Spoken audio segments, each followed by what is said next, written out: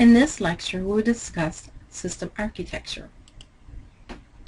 When looking at the architecture, things that must be considered is the corporate organization and the culture, enterprise resource planning, initial and total cost of ownership, scalability, web integration, legacy system interface requirements, processing options, security issues, and corporate portals.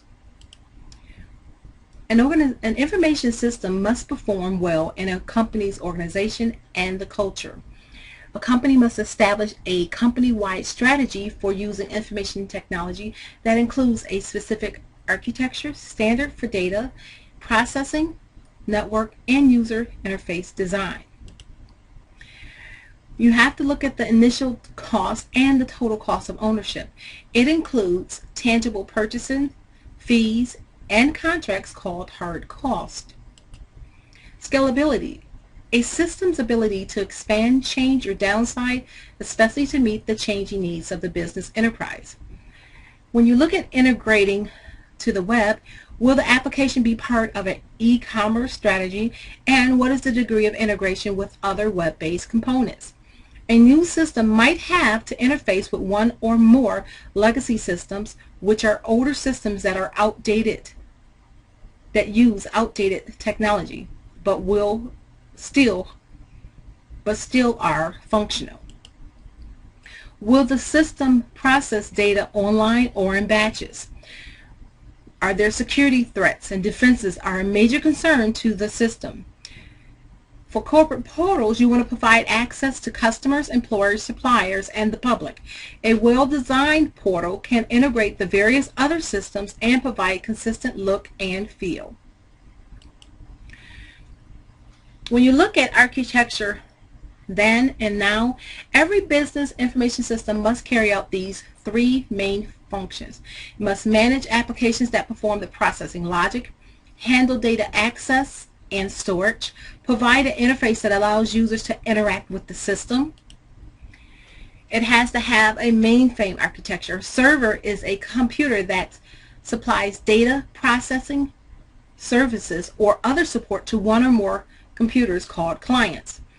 The earliest servers were mainframe computers and a system design where the server performs all the processing sometimes is described as a mainframe architecture.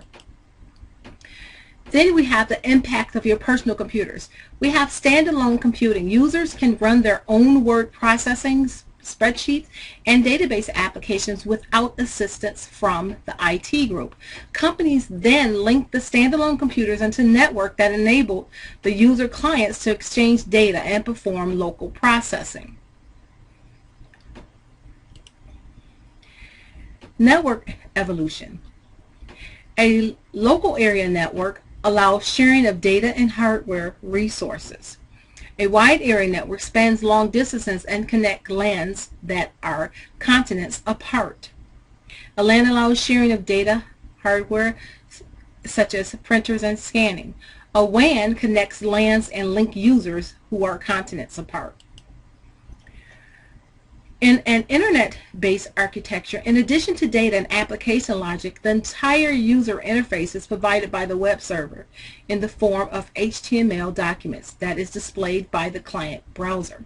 Shifting the responsibility for the interface from the client to the server simplifies data transmission and results in lower hardware costs and complexity. When we look at that, we have cloud computing. Cloud computing refers to the cloud symbol that often is used to represent the internet. The cloud computing concept envisions a cloud of remote computers that provide a total online software and data environment that is hosted by third parties. Cloud computing requires significantly more bandwidth, the amount of data that can be transferred in fixed time periods than traditional client-server networks. Web 2.0 is not reference to a more technically advanced version of the current web.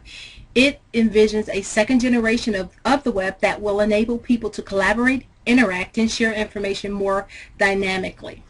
Applications will deliver software as a continuous service and with no limitations on the number of users that can connect or how users can consume, modify, and exchange data. The goal is to enhance creativity, interaction, and shared ideas. System architecture marks the end of the system design phase of the SDLC. Final activities in the system design phase are preparing a system design specification, obtaining users' approval, delivering the presentation to management. System design specification is a document that presents the complete design for the new information system, along with detailed costs, staffing, and scheduling for completing the next SDLC phase, which is systems implementation.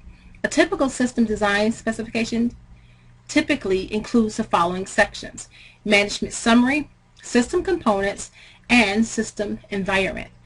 In the management summary section, it's a brief overview of the project for company managers and executives. It outlines the development efforts to date, provides current status reports, summarizes project costs, reviews the benefits of new system, presents the system implementation schedule, and highlights any issues that management will need to address.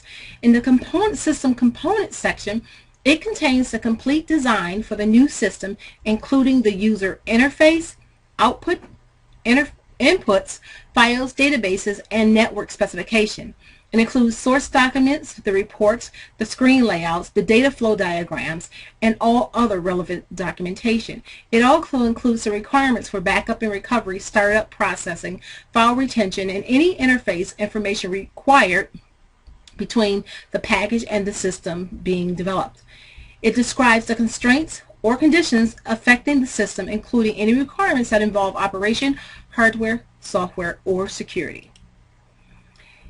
It also includes the system implementation requirements, specifies startup processing, initial data entry or acquisition, user training requirements, and software test plans.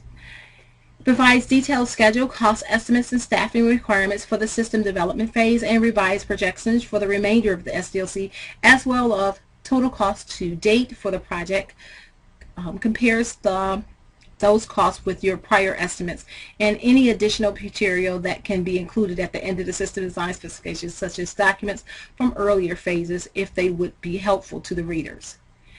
The final part is having user approval. The users must review, approve the interface design, report, and menu designs, data entry screens, source document, and other areas of the system that affect them. It ensures that you do have a major task of obtaining approval at the end. Keep the users involved with the system's development. Gives you feedback about whether or not you are on target. Presentations give you an opportunity to explain the system, answer questions, and consider comments, and secure final approval. The first presentation is technically oriented to the system analysts, programmers, and technical support members who will be involved in future project phases or operational support for the system. Next presentation is to the department managers and users from the department affected by the system. Final presentation is delivered to management.